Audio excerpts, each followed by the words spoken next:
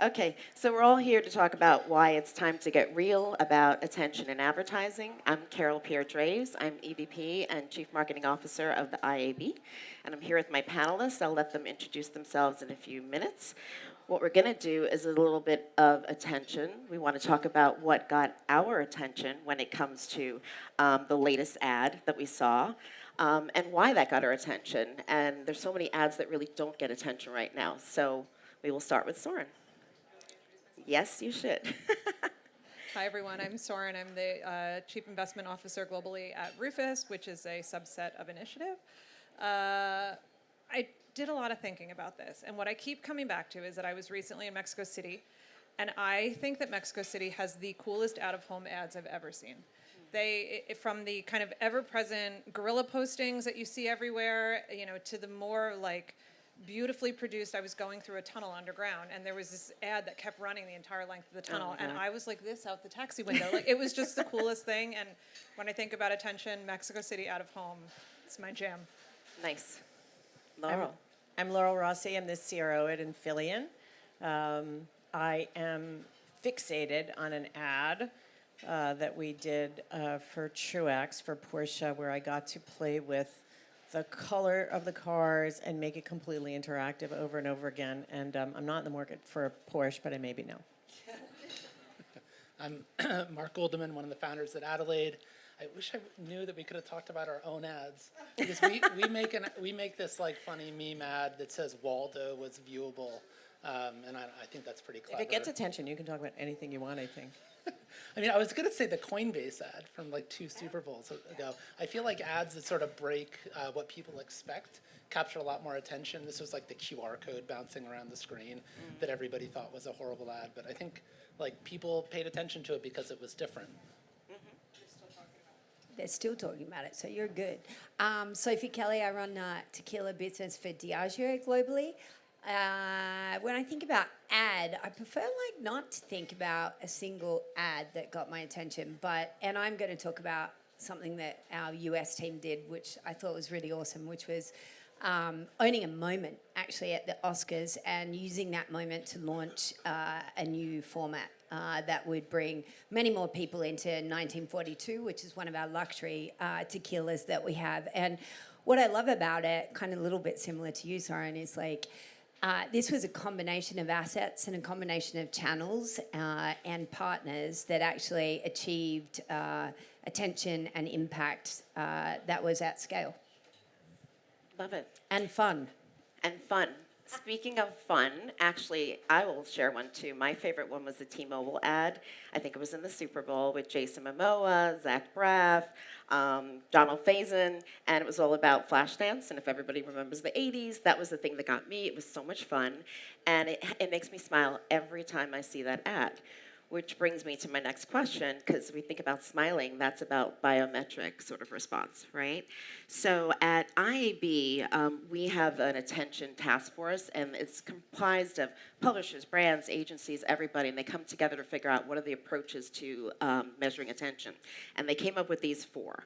They are audio and visual tracking, biometric and neurological responses or observation, data proxy signals, and then cognitive, emotional, and psychological measurement. So this is going to be a question for Mark, since he's the Adelaide guide and he's doing this kind of measurement. So I'd love to know from you, what do you think is the best approach out of all of those 4, or is it many of them?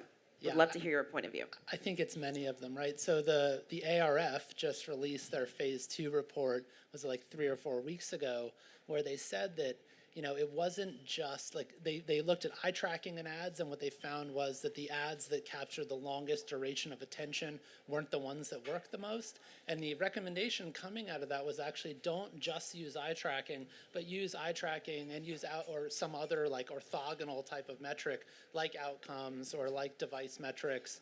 And so I think that if you want to understand the quality of media or the quality of creative, it's about building synthetic metrics that take into account a lot of different things. And then Sophie, how are you thinking about it at Diageo? What does attention mean to you when it comes to the brands and the agencies? Is there any kind of dissonance between the way you each sort of consider what attention is? Yeah, I think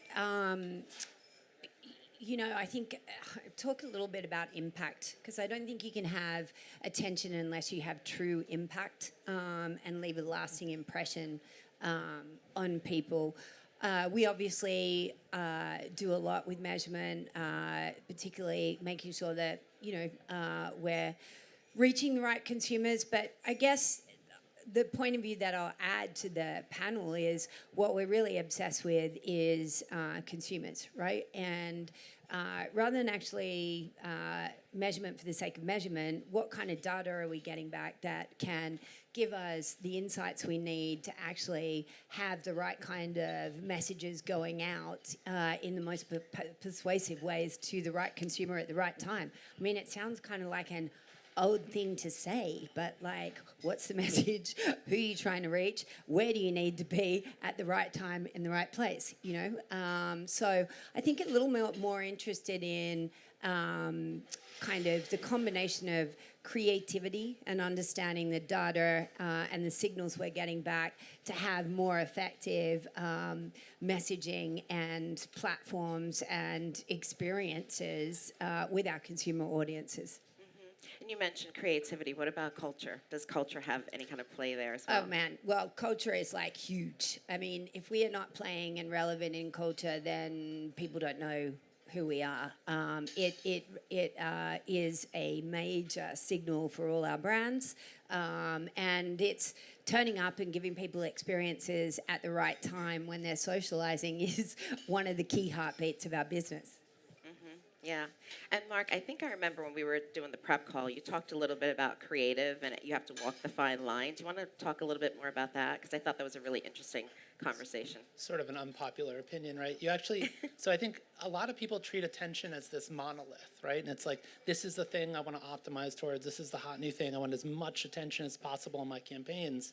But I think it's important to break attention apart and understand how it impacts like the three key areas of advertising: audience and creative and media. I think you want the media that creates the largest opportunity for attention, right? Because it's media's job to sort of shepherd consumer attention towards creative. You do not want the creative that captures the most attention, though. You want the creative that does the most work. You want to use creative that like sort of builds this crescendo of attention and then delivers distinctive assets or branded elements or the point of the ad, right? Because the point of advertising isn't to capture attention, it's to drive business outcomes. And when you think about audiences, you also don't want the audiences that capture the most attention. People pay more attention to things they're already familiar with. So in a lot of ways, you want the audiences paying the least attention. You want the creative that's doing the most work, and like there's definitely tension between creative that works and creative that captures attention. And you want the media that creates the highest opportunity, the biggest opportunity for attention. So I think it's really important, like, to move beyond this, like treating attention as this big monolith that you're going to optimize towards, and unpack it and understand its impact on the various touch points of advertising. So don't treat it as a monolith. There's many different aspects. Laurel or Soren, I feel like everyone's smiling. Laurel, Soren, and Sophie. Any points of view on that? I mean, I just think you make a great case. Focusing solely on attention is going to kill your ROI. It's going to kill your reach. It's the efficiency of the campaign is going to plummet. And so it's one of many factors that we consider in the media planning process, in the media buying process, to make sure that you're balancing those KPIs. And it's not like a third between efficiency, reach, and attention. It's knowing what your message is, knowing what the baseline knowledge of your brand is, because you may need more attention for something brand new. You may need less attention for, Sophie's Tequilas. Like it's you need to consider your baseline and what you're trying to communicate, and then toggle the right amount of attention. There's a lot of data that suggests that when attention is the only variable being turned on or off, high attention media or low attention media, your brand recall goes up, all your other KPIs go up. And so essentially, it's pushing that brand recall, which is also going to influence all of your back-end metrics. I think, can I talk about the work that we did together? Sure. And Yeah, I think that'd be great. Rufus is doing some really, definitely like ahead of the pack when it comes to using attention metrics. They've set a floor. So they went out and they said, it's not about getting the cheapest amount of attention possible, the most attention possible. It's like, I know I need at least this amount to get to be successful, and I want to look for efficiency above that. So they've done a lot of work to understand how can you take all of this research about what does your brand need in order to achieve efficient outcomes and set that as an attention floor and then play in the space above it for efficiency. I think we've definitely spent the past 14 years studying attention in different ways because of Truex and working with Adelaide. And the thing that we are deeply focused on now as we advance the ball, I think you do have to go that layer deep, right? Because 90% of people are just looking to avoid ads, clearly. That's in our new thought leadership piece. You guys can pick it up. The experiential attention is the way to really think about it. And that experience is what Sophie was talking about. It's what both of you are talking about. And I think as we advance the ball on the level of depth around attention, we're all going to get way better at it. It's really about interactive learning. And so in most of the campaigns where we're giving people a chance to interactively learn about the brands, we're doing way better. Talk a little bit about that experiential attention. I want to hear a little more about that. Yeah, I think, one of the things that we know is that everybody wants the discovery phase. I want to learn something new. And even if you're familiar with the brand, I think giving everybody the opportunity to really have an interaction with the brand so that the salience is higher. We think about everything in terms of a funnel. It's not necessarily only about pushing things down the funnel. It's also about giving consumers that experience that actually get them there on their own journey at their own time, in their own time frame. I love that. I think, when you look at a business like ours and you think about experience attention, it's so critical. I mean, we can talk about measurement and data. One of the things that's really hard with measurement and data is most of the data and measurement coming into us is not connected. So working out what's really driving ROI is fascinating. But I will tell you that, to your point, when we educate or we allow people to experience new drinks or new waves and they have moments that they connect over, the ability for them to come back and be loyal to the brand and have more and more experiences with this is much higher. So I guess that's attention, but it's in the form of experience and connection, which is actually what drives people to keep coming back for more. Soren, so Mark talked a little bit about the partnership. I'd love to hear from you a little bit more about how you're using this to help shape those opportunities to have outcomes for your clients.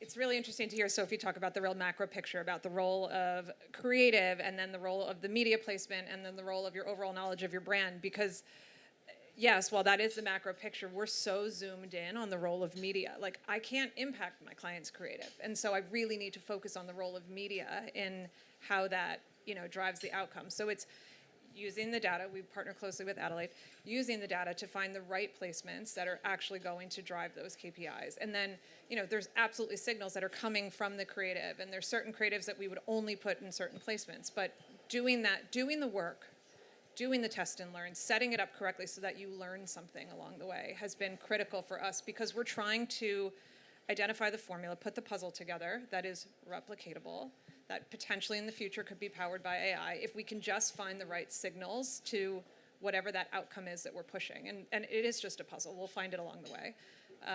But we've been very heavily invested in the test and learn strategies to get us to identify exactly what that formula is.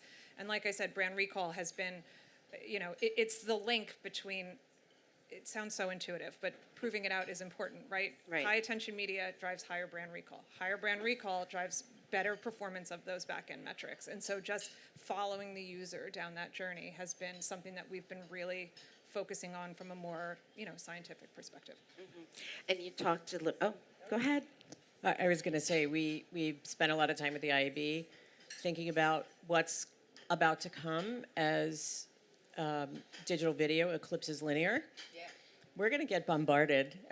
Our consumers are going to get bombarded. Are we really thinking about this? Like, are we going to start this cycle all over again? Or are we going to get really deep in terms of experiential attention and understand our metrics going in? One of the things we have a great opportunity, we offer it. I mean, not everybody takes advantage of it, but when we are working with our clients, we're thinking about creativity, we're thinking about the media piece, et cetera. And so I think being really tuned around what the objectives are and letting your partners participate in that.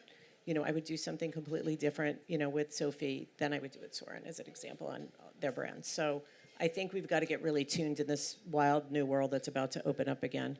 Yeah, and I think that one of the things that is super interesting for us is how do you actually use these new systems to actually unearth new audiences and new consumers and incremental growth. Like you talked about, maybe this is not the way you should do it, all attention, but really, how are we actually listening to the measurement, listening to the data to actually unearth new opportunities with different audiences and ultimately business growth, right?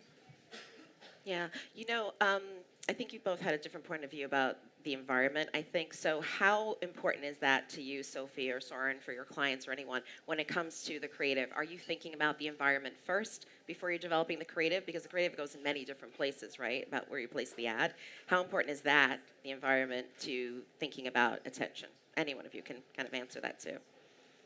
Yeah, I mean, I think it's pretty critical, okay, because there will be different types of communication for different types of channels, for different types of actions that you're trying to solicit, right? So if you're thinking about it without thinking about channel, which sounds like a bit of an old-fashioned word now, but it's the way I think about it, you're probably not getting it right, and I think it's a fascinating time because if done well, AI will help us understand how to get to different audiences and with what. It will also help us optimize messaging and assets. And if done exceptionally well, it will be a fuel for the creator in all of us, and we will get a lot more ideas across the whole business channel that we have to reach consumers. So I think you have to think about both. I think that creativity gives you an unfair advantage most of the time. And it also goes and spans every single area of a brand, whether it be innovation, whether it be shopper marketing, whether it be digital assets or video. It is the thing that can really pull you apart, no matter what channel you're in. But yeah, you have to think about them together. I think what's going to rock our world is the expectation among our clients, and I think you probably will agree, Mark, that not only is the context important, the channels, as you mentioned, but there's a huge expectation now that with DCO at our fingertips, with AI, with generative AI, with retargeting ability, it's almost expected to be instantaneous now. I think we're going to learn a lot about that in the coming months and year.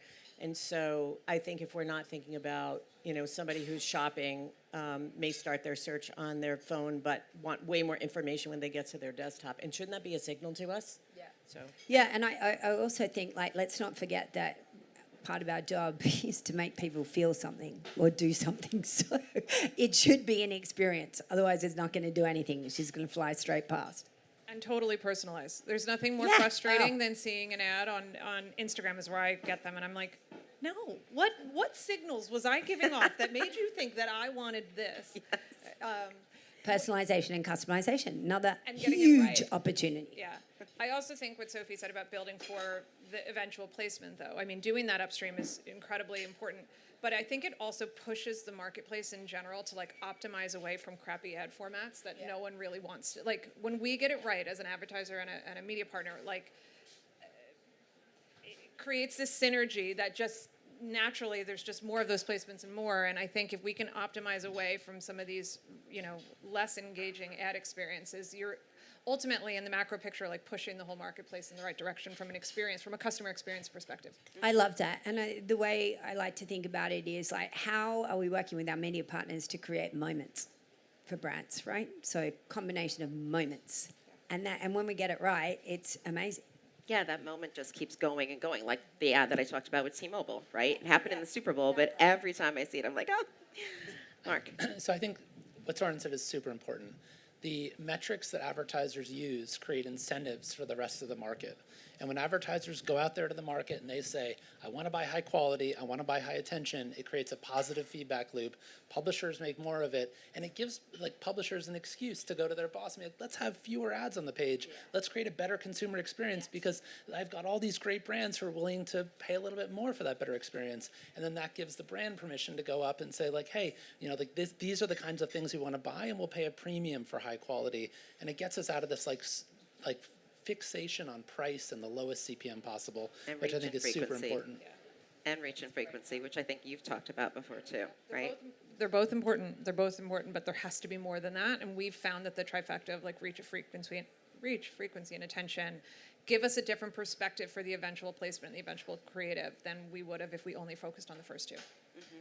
Laurel, did you want to add something? I was just going to add, I mean, obviously, we are so focused on our opt-in audiences. I mean, what's better than that? Absolutely. Plus, I was thinking about the power pack with the European adapter that I bought on Instagram, and I know it was targeted for me. See, when it works, it works.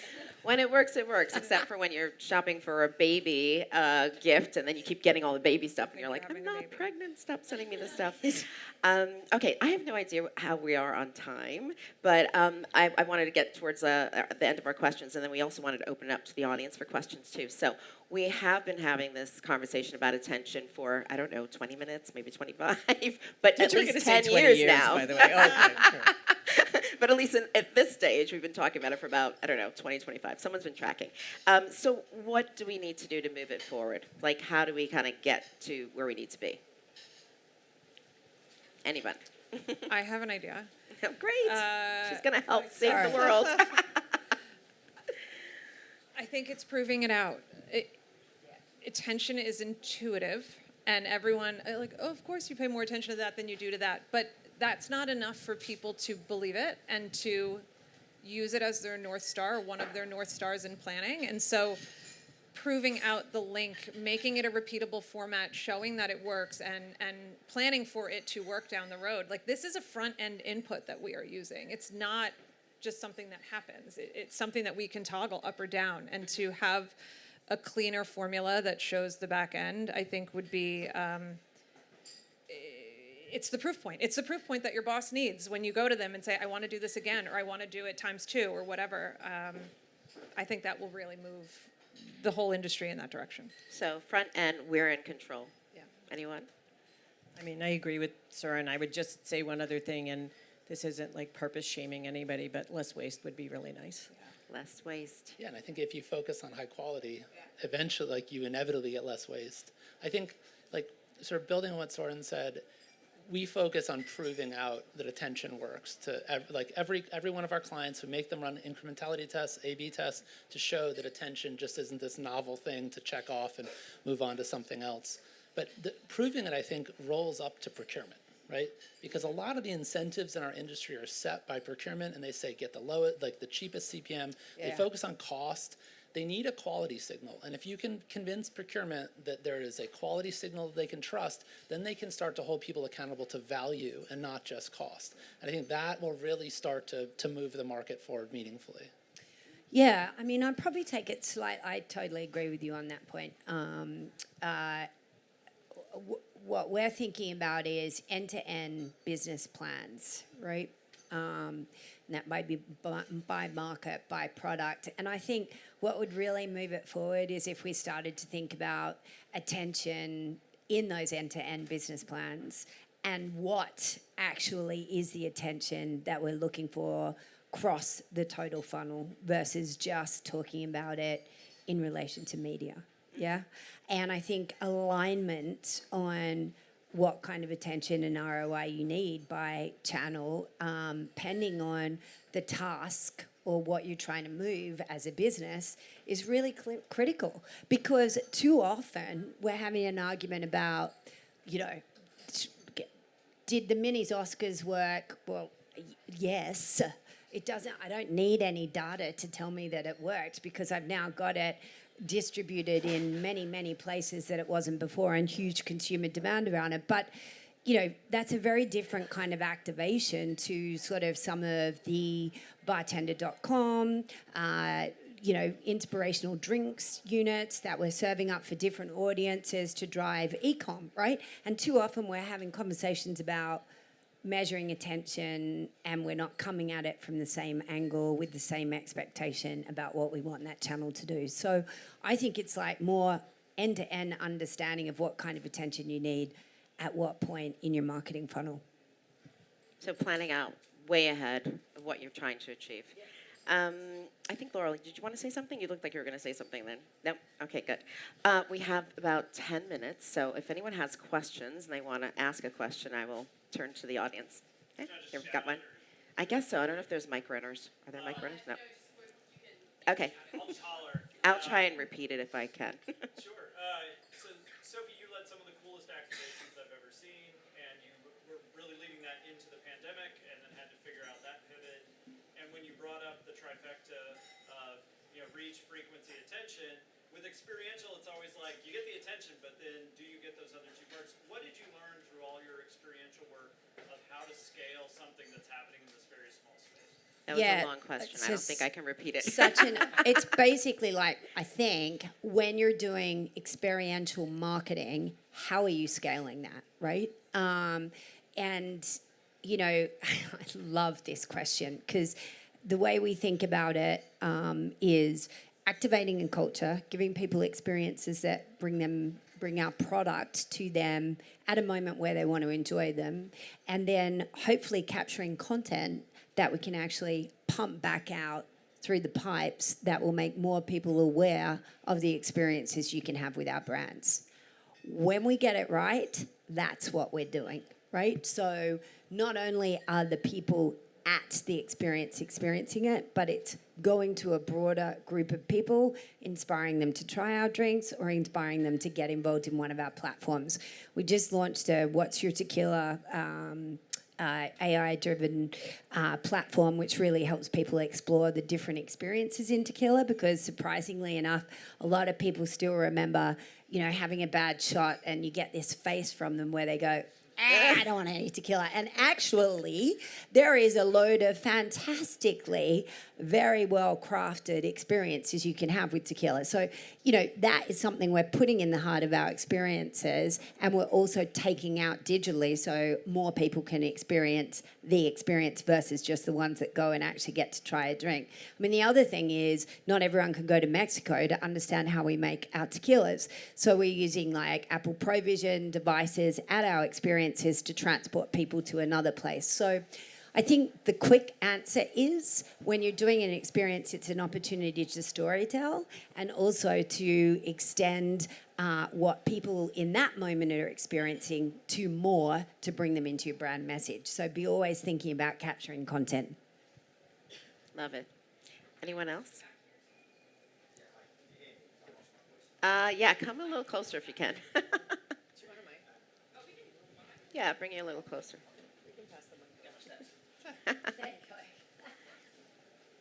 Thank you all so much, and I think you've captured all of our attention today, so thanks. Lovely. My question is, so we're in shoppable media, so we work in connected commerce and commerce media. So there's a constant trade-off if we talk about outcomes where, we're taking it from attention to the outcome of trying to get someone to shop. But I'm actually going to flip Carol's question on its head, where we talked about how we're going to take it forward. What are the things actually we need to leave behind if we're going to, that we've constantly got wrong over the last 10, 14, 15 years? What are the things we need to leave behind, no matter what the outcome is? Great question. I like it. I need a minute. It's a very good, great question. Verification metrics. Yeah. So like viewability, I think brand safety is important, but it's been overblown in a lot of ways. Yep. So I think a lot of the metrics that are more narrative based and like the first 20 years of digital should probably go away as we shift more towards like an evidence-based approach to understanding buying media. I would add, when you said brand safety too, I would add reviewing your block list. There's so many block lists that have weird things on them that are from way, way back, and they're still there, and it's hindering people's advertising. Yeah, I have a sort of unpopular opinion about brand safety, but I don't think anybody's ever seen an ad of a car, an automotive ad on the New York Times next to an article about car crashes and thought, I'm not going to buy that car. Like, there's just not that connection that people Yes. make. exactly.